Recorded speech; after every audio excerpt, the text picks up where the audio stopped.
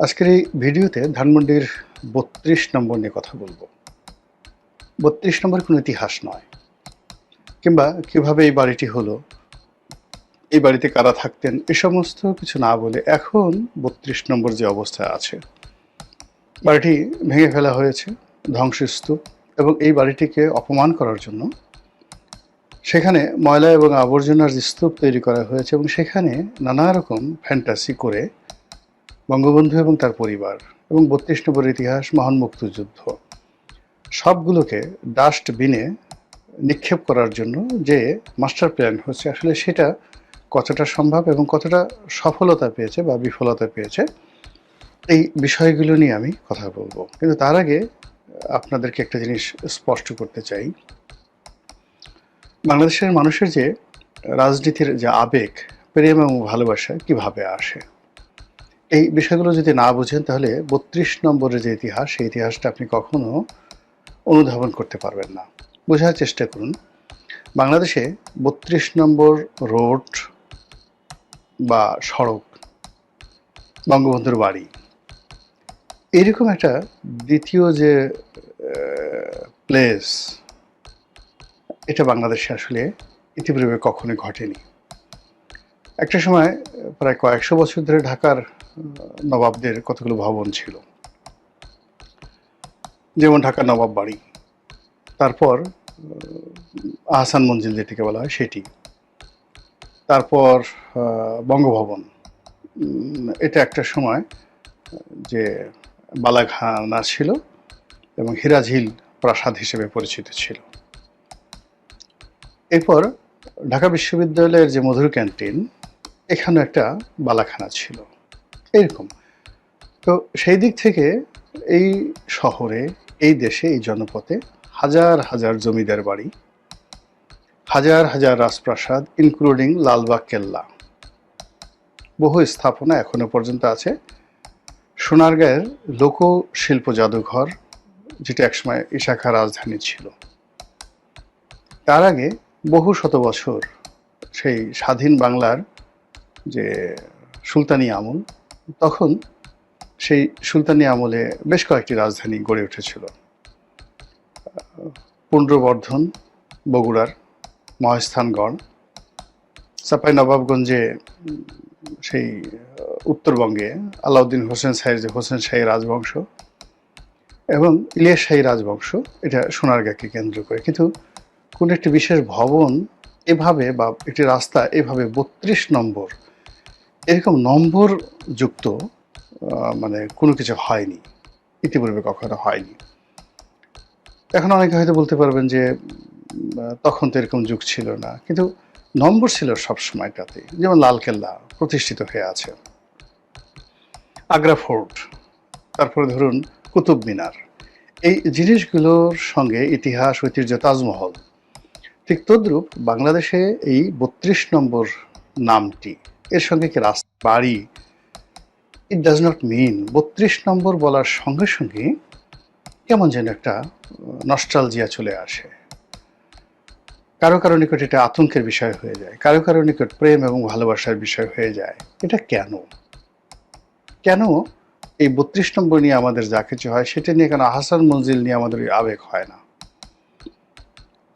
কিংবা ধরুন সেই বঙ্গভবন নিয়ে ওটা হয় না, গণভবন নিয়ে ওটা হয় না, কেন ৩২ নম্বর নিয়ে কেন এরকম হয়? তো এই বিষয়টা নিয়ে আলোচনা করব। কিন্তু আলোচনা করার আগে আমাদের দেশের যে তথাকথিত রাজনীতি, সেই রাজনীতির মূল ব্যাপার হলো আমরা বিএনপি, আওয়ামী লীগ যে দল করি, প্রথমত বাবা দাদা ১৪ গোষ্ঠী যে দল করে আসছে, ইন জেনারেল সেই দলগুলোই বেশিরভাগ মানুষ করে। কলেজ বিশ্ববিদ্যালয়ে এসে অনেকে সিদ্ধান্ত পরিবর্তন করে যে সেইখানে যে ছাত্র সংগঠনটি শক্তিশালী, ওটার দ্বারা আকৃষ্ট হয়ে যায়। ফলে রাজশাহী বিশ্ববিদ্যালয়ে ভর্তি হয়ে অনেক আওয়ামী পরিবারের সন্তান ছাত্র শিবির দ্বারা আকৃষ্ট হয়েছে। আবার ছাত্র শিবির মানে জামাতের অনেক ছেলেমেয়ে, মানে জামাত করে এরকম পরিবারের ছেলেমেয়ে ঢাকা কলেজে ৮০-র দশকে এসে বা ঢাকা বিশ্ববিদ্যালয়ে ৮০-র দশকে এসে তারা ছাত্র দলে অন্তর্ভুক্ত হয়েছে। ইন জেনারেল এটা হলো হেরোইজমের ক্ষেত্রে, অর্থাৎ যেখানে যে দলটি খুব শক্তিশালী থাকে সেখানে জনমত সেই দলের পক্ষে চলে যায়। কিন্তু এর বাইরে কিছু ঘটনা ঘটে। যেমন ধরুন আমি যখন ঢাকা কলেজে ভর্তি হলাম তখন নেহরু বাবলুর যুগ। মানে নেহরু, সানাউল হক নেহরু, বাবলু, মানে তাদের কারণে ছাত্র দলের একটা রমরমা অবস্থা। তখন ছাত্রদল করা মানেই এখন শাহরুখ খান হওয়া যেরকম একটা মানুষের জন্য খুব একটা যাকে বলা হয় রোমাঞ্চের বিষয়। শাহরুখ খান হওয়া মানে একটা অ্যাডভেঞ্চারের বিষয়। ঠিক তদ্রূপ ১৯ মানে সেই যে নীরু বাবলুর যে জমানা, সেই জমানাতে ঢাকা বিশ্ববিদ্যালয় বা ঢাকা কলেজে ছাত্রদলের একজন নেতা হওয়া এটা ঠিক ওইরকমই একটা অ্যাডভেঞ্চারের বিষয় ছিল। ওইরকম একটা সেলিব্রিটির বিষয় ছিল যে আমি ছাত্রদলের ঢাকা কলেজের নেতা।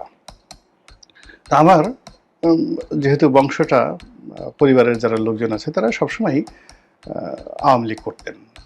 আর আমি যে এলাকাতে জন্ম নিয়েছি ওখানে আওয়ামী লীগ ছাড়া আসলে কোনো মানে অনেক কোনো রাজনৈতিক দলই নেই।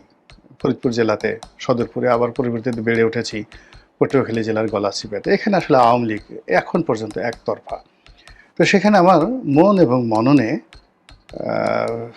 মানে কোনো রকম আদর্শ চিন্তা চেতনা ছাড়াই একটা সংস্কার আওয়ামী লীগ। কিন্তু ঢাকা কলেজে এসে যে ছাত্রদলের যে রমরমা অবস্থা, তো সেখানে ছাত্রলীগ যারা করে তাদের সাথে যোগাযোগ করা, তাদের কাছে যাওয়া বা ওই দল করা, এর মধ্যে আমি মানে কিছুই দেখতে পাচ্ছি না, কোনো আগ্রহই আমার তৈরি হচ্ছে না।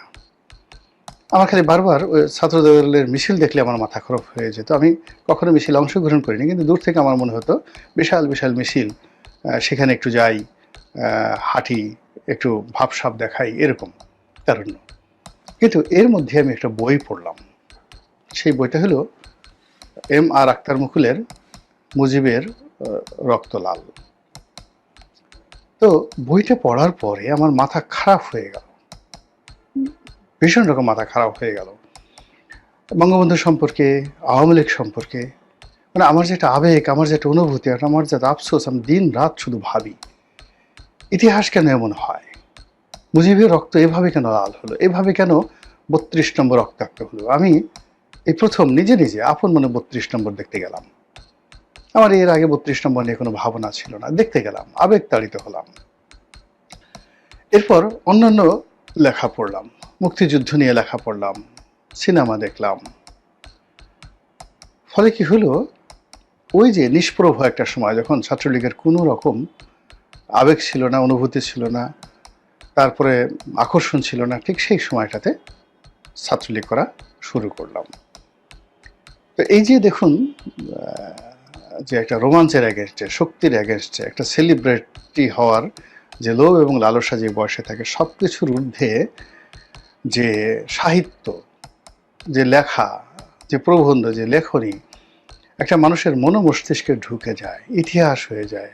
ঠিক তদ্রূপ আমাদের এই দেশে ৩২ নম্বর নিয়ে, আওয়ামী লীগ নিয়ে, মুক্তিযুদ্ধ নিয়ে, বঙ্গবন্ধু নিয়ে যে কাজ হয়েছে, গান হয়েছে, কবিতা হয়েছে, গল্প হয়েছে, যা কিনা মানুষের শরীরে মনে মানে হাতুড়ি দিয়ে পিটিয়ে পিটিয়ে যদি কোনো কিছু প্লান্টেশন করা হয়, অর্থাৎ একজনের মাথায় যদি সেই গজাল বা তার কাটা ঢুকিয়ে দেওয়া হয়, যে কোনো একটা আদর্শের হাতুড়ি দিয়ে পিটিয়ে পিটিয়ে, ওটা ও মানুষ জীবিত অবস্থায় যেভাবে ভুলতে পারে না, তদ্রূপ কোনো একটা মানুষ যদি গান দ্বারা, কবিতা দ্বারা, শিল্প দ্বারা, সাহিত্য দ্বারা, ইতিহাস দ্বারা অনুপ্রাণিত হয়, আপনি তাকে কবর দিয়ে ফেলবেন, বুলডোজার দিয়ে মেরে ফেলবেন, কিন্তু ওখান থেকে সে ওই তার আদর্শের কথা বলতে থাকবে। তো সেই দিক থেকে বাংলাদেশের ৫২ ভাষা আন্দোলন, আইয়ুব খান বিরোধী আন্দোলন, ৬২ শিক্ষা আন্দোলন, ৬৯ গণ অভ্যুত্থান, ৬০-এর দশকের ৬ দফা আন্দোলন, তারপর মহান মুক্তিযুদ্ধ, পরবর্তীতে বঙ্গবন্ধুর হত্যাকাণ্ড, সেই হত্যাকাণ্ড নিয়ে দেশি বিদেশি পত্রপত্রিকা এবং যে লেখা, সেই অ্যান্থনি মাস্কারেন হ্যান্সের যে লিগেসি অফ ব্লাড, এরকম সব অমর সাহিত্য, কবিতা লেখা হয়েছে, গল্প লেখা হয়েছে। ইমদাদুল হক মিলন লিখেছেন, আব্দুল গফফার চৌধুরী লিখেছেন, আরও অনেকে লিখেছেন। তো এই সকল অমর হুমায়ুন আহমেদ লিখেছেন। ফলে কি হলো, ৩২ নম্বরের 33টি কারামত তৈরি হয়ে গেছে। এখন সেই যে 33টি কারামত তৈরি হয়ে গেছে, 33টি ফ্যাকরা তৈরি হয়ে গেছে, 33টি ফ্যাসাদ তৈরি হয়ে গেছে, মানে কারামত হলো যারা 32কে ভালোবাসতেছে তাদের জন্য, আর ফেতনা এবং ফ্যাসাদ তৈরি হয়েছে যারা 32কে ঘৃণা করতে চায়। 32 এর বিরুদ্ধে 33টি ব্যারিকেড তৈরি হয়ে গেছে। সেই ব্যারিকেড অতিক্রম করে সেই ভবন ভাঙা যায় না। এইবার 2025 সনের 15ই আগস্টে যে ঘটনা ঘটল, এই বাড়ি পাহারা দেওয়ার জন্য এই বাড়িতে যে জনস্রোত রয়েছে সেই জনস্রোত বন্ধ করার জন্য সমস্ত রাষ্ট্রশক্তি, রাজনৈতিক শক্তি একত্রে মিলে যা কিছু করলো তাতে করে 32 নম্বরের যে ইতিহাস এবং ঐতিহ্য বেড়ে গেল। এখন 32কে নিয়ে যে সাহিত্য রয়েছে, যে কল্পনা রয়েছে, 32কে নিয়ে যে সংস্কৃতি রয়েছে, যে সুর রয়েছে, যে তাল রয়েছে, যে ইতিহাস রয়েছে, আপনি দেখুন ওই 32 নম্বরে একজন মানুষ বসবাস করতেন, বঙ্গবন্ধু শেখ মুজিবুর রহমান। তার একটা পরিবার আছে, একজন স্ত্রী ছিলেন, তার কয়েকজন শিশু সন্তান ছিলেন, খুব সাধারণ নাম, জামাল, কামাল, রাসেল, হাসিনা, রেহানা, আবহমান বাংলার একেবারে সাধারণ নাম। মাঠে ঘাটে হাসিনা, রেহানা, মাঠে ঘাটে কামাল, জামাল, মাঠে ঘাটে, মানে আমরা যে ছোটকালে গান শুনতাম, আমার জামাল সামাল, মানে এই জামাল সেই জামাল নয়, কিন্তু নামগুলোর সাথে কেমন যেন একটা মানে যাকে বলা হয় উন্মাদনা রয়েছে, মাদকতা রয়েছে, মাটির গন্ধ রয়েছে। তারপরে ওই যে ঘর, ওই ঘরটা প্রত্যেকটা রুম, বাথরুম, প্রত্যেকটা রান্নাঘর, প্রত্যেকটা ফার্নিচার এদেশের মানুষের মুখস্থ। এগুলোর চিত্র আঁকা হয়েছে, এগুলোর ছবি আঁকা হয়েছে, এগুলো নিয়ে গান রচনা করা হয়েছে, এগুলো নিয়ে চলচ্চিত্র তৈরি করা হয়েছে, এবং সেগুলো কোটি কোটি মানুষের হৃদয়ে, মন এবং মস্তিষ্কে গেড়ে গেছে। ওই ভবনে সামনে পুলিশ দায়িত্ব পালন করেছে, সেই পুলিশের ছবি আছে। ওই পুলিশকে ধরে নিয়ে একজন রাজপুরুষ লুঙ্গি পরে খাবার সময় তার মনে হলো যে তার পুলিশটি না খেয়ে আছে, তো সেই পুলিশটিকে সে নিজে দোতলা থেকে নেমে সেই পুলিশটিকে জোর করে ধরে নিয়ে নিজের টেবিলে একসাথে তাকে খাইয়েছে। আচ্ছা বলেন তো, সেই যে ছবিটা, সেই ছবি কি বিএনপি দেখাতে পারবে? জিয়া রহমানের সাথে কারো ছবি এরশাদ দেখাতে পারবে? জামাতের আমির গোলাম আজমের সঙ্গে এরকম একটি ছবি কেউ দেখাতে পারবে? আর এই ছবির যে আবেগ, সেটা কিভাবে আপনি তাড়াবেন বলেন তো? এখানে রাজনীতিবিদরা গেছেন, অবাক হয়ে ইতিহাস রচিত হয়ে গেছে। বঙ্গবন্ধুর সঙ্গে যারা মানে লড়াই করেছেন, সংগ্রাম করেছেন, বিরুদ্ধ মতে গেছেন, ধরেন লেখাপড়া যে তাকে বলা হয় সে সরওয়ার্দির বডিগার্ড, লেখাপড়া জানতো না, কিন্তু আবুল মুসর আহমেদকে আপনি লেখাপড়া হীন একজন মানুষ বলতে পারবেন? সেখানে বঙ্গবন্ধু নামে পাগল ছিল বলেন তো? আচ্ছা, সালাউদ্দিন কাদের চৌধুরী, তাদের যে ব্লু ব্লাড, কিংবা ধরুন আকমল ইবনে ইউসুফ, কামাল ইবনে ইউসুফ, তাদের বাবা মোহন মিয়া, তাদেরকে আপনি কি বলবেন? ইত্তেফাকে অবজারভারের হামিদুর রহমান চৌধুরীকে আপনি কি বলবেন? আচ্ছা, খানে সবুর, শাহজিজুর রহমান, তাদেরকে আপনি কি বলবেন? এই লোকগুলো কেন বঙ্গবন্ধুর প্রশংসা করছে, তার নেতৃত্ব মেনে নিচ্ছে? মানে ডক্টর কামালকে আপনি কি বলবেন বলেন তো? ডক্টর কামালকে যে ছ্যাঁচা দেওয়া হয়েছে আওয়ামী লীগের পক্ষ থেকে একাধিকবার, এবং সর্বশেষ 18-র নির্বাচনের সময় তাকে লাঞ্ছিত করা হয়েছে, মারধর করা হয়েছে, তাকে দল থেকে বের করে দেওয়া হয়েছে, শেখ হাসিনা তার সঙ্গে যে আচরণ করেছেন, তারপরে কেন বঙ্গবন্ধুর নাম শুনে তার শরীর কাঁপতে থাকে? কেন এই মানুষটি, সে তো মানে যদি জ্ঞান বলেন, গরিমা বলেন, শিক্ষা দীক্ষা বলেন, তাহলে এখনো পাক ভারত উপমহাদেশে ডক্টর কামাল, অধ্যাপক রেহমান সুবাহান, কবি সুফিয়া কামাল, কবি আল মাহমুদ, কবি শামসুর রহমান, আপনি কি এদের পর্যায়ে লোক পাবেন বলেন তো? এই লোকগুলো কেন বঙ্গবন্ধুর নামে পাগল হচ্ছে? তারা কি সবাই গোলাম মোল্লা রনি, পিনাকি, বা এই যে আমরা যারা ইউটিউব করি আমাদের পর্যায়ের লোক? বলেন তো তারা কেন পাগলামো করছে। বঙ্গবন্ধুর সাথে বের হয়ে এসে যুদ্ধ করেছে আসম আব্দুর রব, শাহজাহান সিরাজ। তো তারা কেন বঙ্গবন্ধুর জন্য কান্নাকাটি করে? হাসানুল্লাহ কেন কাঁদে? তারা কেন বঙ্গবন্ধুর জন্য চোখের পানি ফেলে? বলেন। তারা তো যুদ্ধ করেছে বঙ্গবন্ধুর রেজিমের বিরুদ্ধে, তারা বঙ্গবন্ধুর মৃত্যু কামনা করেছে, কেন তারা এখন বঙ্গবন্ধুর জন্য কাঁদে? এই যে লিডারশিপ, এই যে লিগেসি, ওই লিগেসির প্রত্যেকটা শব্দ, প্রত্যেকটা অক্ষর, প্রত্যেকটা দাড়ি কমা সেমিকোলন ৩২ নম্বরের পুরো রাস্তাতে এবং ওই যে বঙ্গবন্ধুর বাড়িতে প্রতিটি বিন্দুতে বিন্দুতে হাজার হাজার ইতিহাস ওখানে যাকে বলা হয় প্লান্টেশন বপন করা আছে। ওখান থেকে বাংলাদেশের ইতিহাস বের হয়, ওখান থেকে বাঙালির কান্না বের হয়, ওখান থেকে বাঙালির হাসি বের হয়।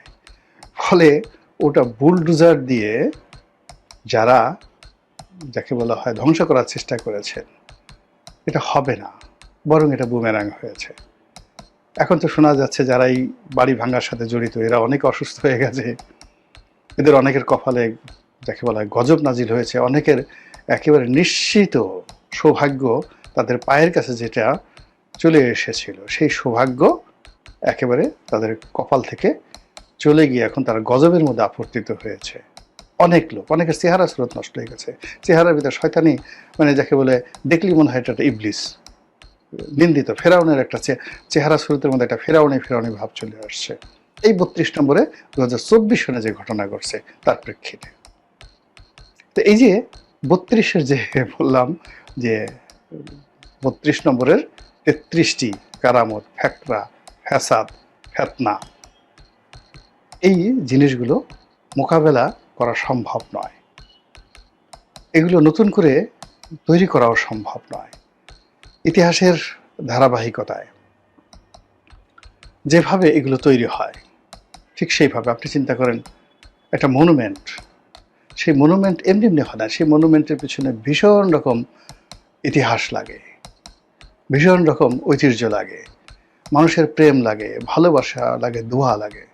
বঙ্গবন্ধু 1971 সালে মুক্তিযুদ্ধে ছিল, মুক্তিযুদ্ধকালীন সময়ে একটা সিঙ্গেল উদাহরণ দেখান তো আর্মির কোনো ক্যাম্পে অথবা মুক্তিযোদ্ধাদের কোনো ক্যাম্পে জয় বাংলা জয় বঙ্গবন্ধু ছাড়া কোনো স্লোগান ছিল? দেখাতে পারবেন যে কোনো দেশের মিলিটারিরা জয় বাংলা স্লোগান দিচ্ছে বা কোনো নেতার নামে স্লোগান দিচ্ছে, গুলি করার আগে জয় বাংলা বলছে, মরে যাওয়ার আগে জয় বাংলা বলছে? আপনি সেই জয় বাংলাকে কিভাবে শেষ করবেন বলেন? কখনো পারবেন না। তো এই যে একটা ইতিহাস, সেই ইতিহাস একটা দেশের জন্য, একটা কালের জন্য, সময়ের জন্য একবারই রচিত হয়, বারবার রচিত হয় না।